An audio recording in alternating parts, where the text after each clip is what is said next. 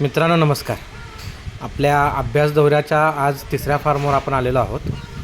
खरं तर हे एकाच दिवसात केलेले आमचे बरेच फार्म आहेत. त्यापैकी हा तिसरा फार्म आज दाखवत आहे. हा फार्म आहे आपल्या मोरूची गावात, तालुका माळशिरस, जिल्हा सोलापूर. फार्मचे मालक आहेत अमोल साळुंके सर, आणि त्यांचा हा जो बिटल शेळ्यांचा फार्म आहे ते अर्धबंदिस्त पद्धतीने हा फार्म चालवतात. अर्धा वेळ बाहेर शेळ्यांना फिरायला नेऊन चरवून आणणे आणि राहिलेला अर्धा वेळ त्यांना आपल्या फार्मवरच खायला देणे, अशा पद्धतीनं ते हे बिटल शेळ्यांचा फार्म चालवतात. तसेच त्यांना देशी आपल्या गायींचा, शर्यतीच्या खोंडांचा वगैरे पण हाऊस आहे. त्यामुळं त्याचीही माहिती आपण सरांच्याकडून घेणार आहोत. हा अमोल सरांचा मुख्य ब्रीडर आहे फार्मचा. तो त्यांनी पंजाबमधून आणलेला आहे. आपण या ब्रीडरबद्दलही पुढच्या व्हिडिओत माहिती घेणार आहोत. तसेच तुम्ही फार्म जर निरखून पाहिला तर फारसा काही अवाढव्य खर्च केलेला नाही आहे फार्मला. अगदी सुटसुटीत असा फार्म आहे. कमी खर्चात एक सुंदर फार्म तयार केलेलं दिसेल आपल्याला. तुम्हाला इथं खाली विटांचं फ्लोरिंग केलेलं दिसेल. विटांचं फ्लोरिंग हे या भागात मला बऱ्याच ठिकाणी दिसलं मित्रांनो, आणि त्याचा फायदाही बऱ्याच प्रमाणात जाणवला की शेळ्यांची लघवी वगैरे शोषून घेतल्यामुळे जास्तीत जास्त वेळ जागा कोरडी राहते. ही जी गव्हाण आहे आपल्या प्लॅस्टिकच्या बॅरलपासून बनवलेली आहे, त्यामुळं खोली जास्त मिळते गव्हाणीची आणि जास्तीत जास्त चारा बसतो. जय शिवराय मित्रांनो. शाश्वत फार्म या आपल्या यूट्यूब चॅनलमध्ये आपलं सहर्ष स्वागत आहे. आत्ता आपण सध्या आलेलो आहोत मोरूची गाव, तालुका माळशिरस, जिल्हा सोलापूर, अमोल साळुंके साहेबांच्या इकडं. इथं आपण त्यांचा शेळ्यांचा फार्म पाहणार आहोत. बिटलच्या शेळ्या आहेत त्यांच्यासोबत. साहेबांच्याकडं गाई म्हशीसुद्धा आहेत, देशी गाई आहेत, HFची गाई आहेत, खोंड आहेत. साहेबांना जनावरांची आवड आहे, त्यामुळं त्यांच्या या फार्मबद्दल आता आपण सगळी माहिती घेणार आहोत साहेबांच्याकडून. तर पूर्ण व्हिडिओ पहा, तुम्हाला नक्कीच चांगली माहिती. साळुंके साहेब नमस्कार. आपल्या आता क्षेत्रावर आलेला आहे शेळीपालनच्या. फक्त एक तुमची थोडक्यात ओळख करून द्या आम्हाला. मी अमोल साळुंके, कंपोस्ट मोरूची, तालुका माळशिरस, जिल्हा सोलापूर. माझा मोबाईल नंबर 9637852285. आणि आमच्या फार्मचं जर लोकेशन कोणाला सर्च करायचं असेल तर गुगलवरती साळुंके गोट फार्म मोरूची टाकलं तर गुगलवरती सर्च करून भेटून जाईल. हां चालेल साहेब. आता फार्मची सुरुवात करताना आपण आपल्या ब्रीडरपासून करूया, कारण इथं आल्यावर पहिला लक्ष याच्याकडेच जाते, कारण अशा क्वालिटीचा नर तुम्ही सांभाळलेला आहे. आम्हाला ह्याची थोडक्यात माहिती घ्या. हा कुठून आणला, किती वयात असताना आणला, आणि आता सध्या काय डिटेल आहे त्याची? हा मी पंजाबमधून घेतला, एका मंडीतून माझ्या पंजाबमधल्या मित्रांनीच दिलेला आहे. आणि व्हिडिओवरती अगोदर मी बघितला, मला आवडला आणि घेतला. त्याविषयी डिटेल्स होती 38 आदनचा होता. अच्छा. हां, 1.5 लाखाला घेतला आहे तुम्ही त्यावेळेस. बरं. आता 8वा दात त्यांनी लावलेला आहे. 45+ हाईट आहे. कान 20 इंच आहेत. आणि त्याची पिल्लं आपल्याला दाखवतो. हा 1.5 लाखाला तुम्हाला मिळाला. हां, आदनमध्ये 1.5 लाख रुपयाला घेतला आहे. बरं. म्हणजे बिटलमध्ये जर चांगल्या क्वालिटीमध्ये काम करायचं असेल तर काय किंमत मोजावं लागतं हे आपल्याला लक्षात येते. 10, 15 आणि 20-30 हजारमध्ये काय येतं, आणि आता हे साहेबांनी 1.5 लाखाला काय आणले. क्वालिटीची वस्तू जर पाहिजे असेल तर पैसे द्यावे लागते. आता ह्याचे रिझल्ट आपल्याला आलेले आहे, त्याचे पिल्ले आहेत ना, पिल्लं तुम्हाला बघायला एवढे मिळलं पैसे होतं त्याचा तुम्हाला समाधान आहे. हां, 100%. आता तुम्हाला व्हिडिओमध्ये दिसेलच. आता दाखवतो मेल कसे आहेत, त्याच्यानंतर तुमच्या लक्षात येईल की बाबा एवढे पैसे आपण दिलेत, त्याबद्दल काय क्वालिटी आहे काय नाही. हां, का दिलेले पैसे आपले वाया गेले अगदी पण समजेल ना. अगदी हा बोकडं बघितल्यानंतर लक्षात लक्षात येतं. अप्रतिम असं आहे बघ. पण ते समोरून बघणार. हां, समक्ष येतात समोरून व्हिडिओमध्ये पण एवढा लक्षात येणार नाही, पण समोर बघितल्यावर त्याची बोन साईज कशी आहे, याच्या छातीतलं अंतर किती आहे हे पण लक्षात घेतलं पाहिजे. हां.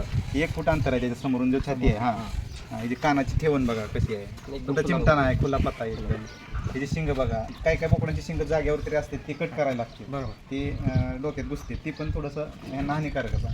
ह्याचा तसला काय प्रकार नाही. सांगू कसं आहे, मेलच्या खाली ते दिसते म्हणजे सिव्हिल जसे थानाचे मेल आहेत, मग त्याची काय वैशिष्ट्य आहेत मेलमध्ये? काय ज्या पद्धतीने शेळीला थान असतात तसे छोटे छोटे याला दिसतात. त्याचं काय वैशिष्ट्य आहे? आता ती म्हणजे कसं आहे, ह्याच्या वंशावळीत दूध जे याच्याकडून ज्या फिमेल आपल्याला भेटतील एकदम चांगल्या दुधाच्या मिळणार. ती एक काय म्हणायचं त्याला, होणारे चांगल्या दुधाला गुण आहेत. हां, 100%. हां, चांगल्या दुधाच्या वंशावळीत ती गुण आहे. हा चांगल्या दुधाच्या मेल आहे. तसं म्हणता येईल. प्लस पॉईंट आहे. ते काय म्हणजे चुकीचं आहे असं काय नाही. उलट ते असल्यामुळे आपल्याला दुधाची वंशावळ चांगली हां, लक्षात येऊ शकते कधी.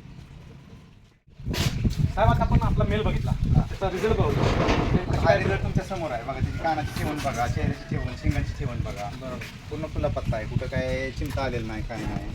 हां, शिंग वगैरे बघा त्यांची. 100%. बोन साईज बघा, बॉडी लेंथ बघा, शेपटाची ठेवण बघा. ती आता साधारण किती महिन्याची? हे आता साधारण 6 ते 7 महिन्याची पिल्लं आहेत. अच्छा.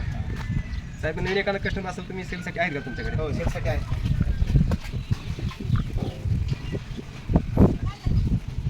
एकंदरीत नारायणकडून तुम्ही जो ब्रिडर आणलाय तुमचे जे तुम्हाला प्रोडक्शन येणार होतं तुमच्या मनासारखं मिळाले तो 100% पैसे लावल्याप्रमाणे तुम्हाला समाधान झालं तुम्ही मला तुमचं आपण थोडक्यात पूर्ण केलं. हो, आता मी 70-80 हजाराने माझी पिल्लं विकली आता सध्या.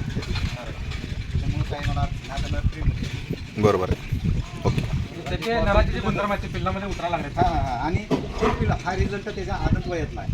आता नर 8 दातावरती इथून पुढे आता त्याचं प्रोडक्शन आणखी चांगलं आहे. म्हणजे आदत वयातलं प्रोडक्शन हे आहे.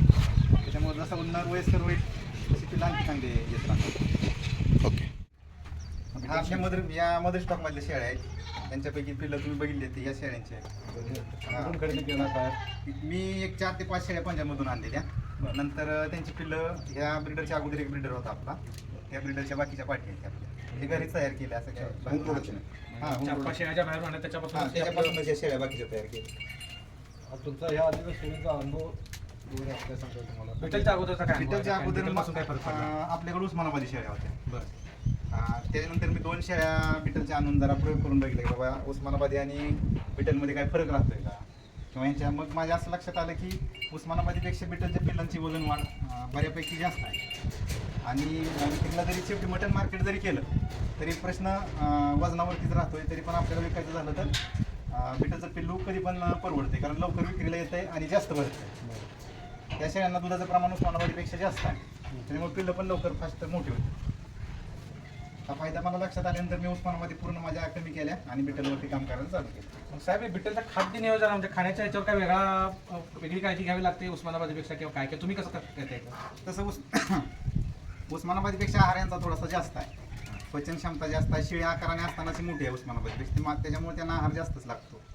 उस्मानाबादीला एवढा आहार लागत नाही आणि खुराक पण उस्मानाबादीपेक्षा डबलच ह्यांना द्यायला लागतो, कारण शेळी मोठी आहे. त्यांच्यापासून पिल्लं पण आपल्याला चांगली मिळतात, मोठ्या साईजची भेटतात. उस्मानाबादीचं पिल्लू सरासरी 2 किलोच्या आसपास राहतं. तशी यांची 4 किलो ते 6-6.5 किलोपर्यंतची पिल्लं भेटतात. जन्मतात 4 पासून 6-6.5 पर्यंत असतात. तुमची फार्ममधली एखादी आवडती फिमेल तुमची एखादी विशेष करून थोडी विशेष बिटलमध्ये जास्त विशेष माहिती आहे तिची. आता तिलाच घ्यायला लागेल. त्याच्याकडे नजर जाते. ती आहे तिथं, ती एक दाखवून हां, ही पंजाबचीच खरेदी आहे. बरं. ही बऱ्याच दिवसापासून आपल्या साधारण 5 वर्षापासून आपल्या फार्मवरती आहे. हां, त्याचे 1-2 फिमेल आहेत आणखी.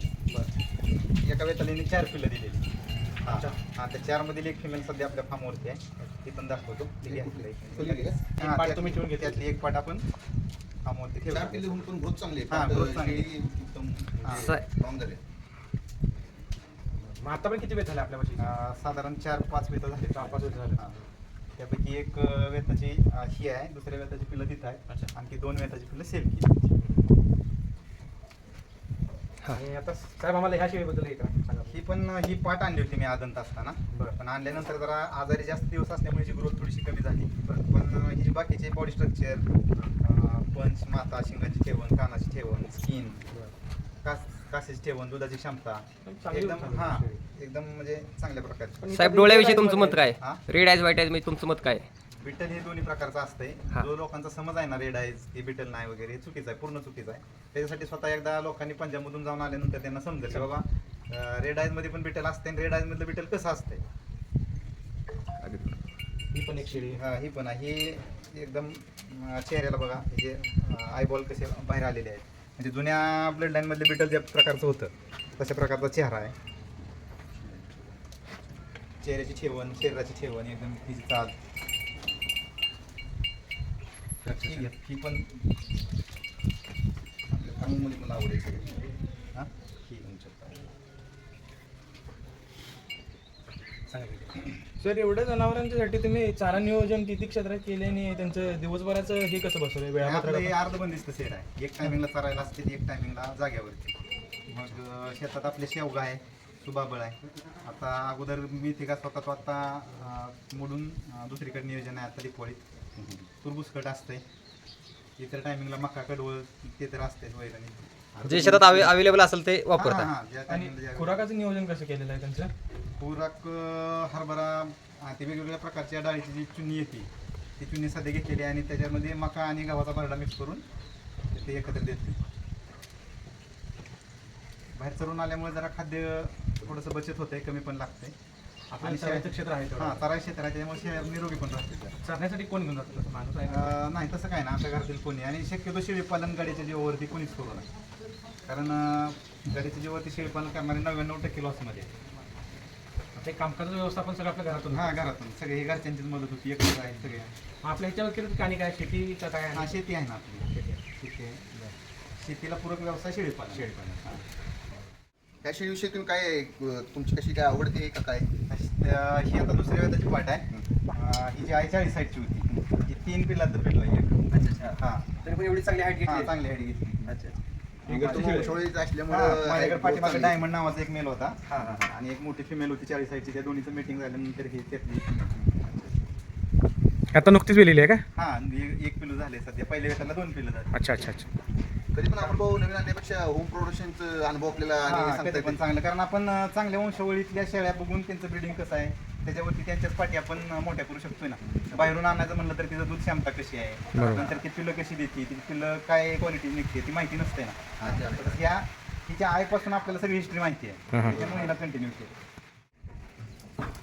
बघा ही कानाची ठेवण आताच. हां मस्त आले बोलतात. तर शेळीपालनाबरोबर मग ह्याचा शॉप कसं काय तुम्हाला काय? आता हा तसा आमच्या पिढ्यानपिढ्या चालत आलेला शौक आहे शर्यत. बरं बरं. आणि हा म्हणजे काय आमच्यातला पहिला नाही. ह्याच्या अगोदर पण भरपूर बैल होऊन गेली. अच्छा अच्छा. आणि महाराष्ट्रात टॉप बैलांपैकी त्यांच्यात गणली जाणारे बैल आमच्या दावणीला होती. बरं बरं. अच्छा अच्छा. साहेब मग ह्याची निवड तुम्ही खरेदी करताना कशी करता काय म्हणजे काय खरेदी quality करताना आपण- म्हणण्यापेक्षा आपण घरच्याच गायचा खोंड तयार करतो बरं. आणि घरच्या गायीला चांगल्या प्रकारचा वळू भरल्यानंतरच चांगली वासरं होते. म्हणजे थोडक्यात बिटलचं जे ब्रिडिंग टेक्निक आहे हां हां. किंवा ह्यांचं ब्रिडिंग टेक्निक सुद्धा आपण बिटलमध्ये आणि बिटलचं ब्रिडिंग टेक्निक आपण ह्याच्यात वापरतो. अच्छा अच्छा अच्छा. असा विषय. साहेब पॉईंट वगैरे काय बघितले पाहिजे काय म्हणजे पॉईंट वगैरे म्हणजे कसं आहे सगळ्यात महत्त्वाचा ह्याचा जो बांधा आहे शरीराचा तो हां. आणि फाउंडेशन म्हणणे म्हणजे पायाची ठेवण, नाक्याची ठेवण, शरीर कसं आहे. अच्छा अच्छा. आणि जसं बिटलमध्ये लाईन बघितली जाते तसं ह्याच्यात पण पळणारी लाईन थोडंफार बघितलीच जाते. साळुंखे साहेब खूप खूप धन्यवाद. आम्ही आज अचानक तुमच्या इथं भेट दिली आणि तुम्ही आमची भेट देऊन चांगली माहिती आपल्या फार्मबद्दल दिली आणि मुख्य म्हणजे एक चांगल्या क्वालिटीची जनावर आपल्याकडे बघायला मिळाले, शेळ्या आपल्याला बघायला मिळाल्या. बिटल काय चांगल्या क्वालिटीची कशी असते शेळी वगैरे सर्व काही पाहायला मिळालं. त्याबद्दल खूप खूप धन्यवाद तुम्ही माहिती दिल्याबद्दल. तर मलाच तुमचा आभार मानायला पाहिजेत कारण तुमच्या माध्यमातून पूर्ण महाराष्ट्रात भारतभर माझ्या फार्मवरची जनावरं लोकांना बघायला मिळतील. त्याबद्दल तुमचंच मनापासून खरं तर आभार. याच्या पुढे देखील वारंवार तुम्ही जर येत राहिला तर आमच्या सारख्या शेतकऱ्यांना आणखी फायदा असणार. हो हो नक्की.